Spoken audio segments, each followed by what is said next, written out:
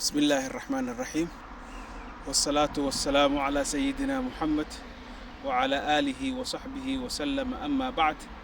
السلام عليكم ورحمة الله وبركاته. waxaa idiin soo bandhigayaa geedkan ama fiyoorahan sida aad u jeedaan. waxaa la dhahaa magaciisa calendula. calendula waxaa ka mid yahay min daawaadka.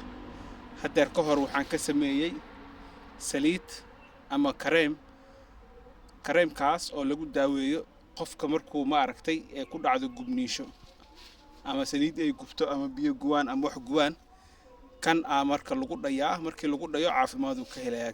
calendula kareemka sida u sameeyana ama aan u sameeynay aan ku baranay waxay ahayd fiyoorahan baalashiisa soo qaadaysaa saliid olive karkarinaysaa waxaana geenaysaa kuleelkeeda 60 celsius degree kana ku daraysaa waxa ku daraysaa shumaca shinnida ka bacdi waa ka soo dejinaysaa kareema ka samaysay kareem oo gacmaha la marsani karo wajiga la marsani karo laakiin wuxuu daawo u yahay gubniisha wixii gubniinka ku imaado saliid qofkii ku gubto kala camal lagu dhayaa.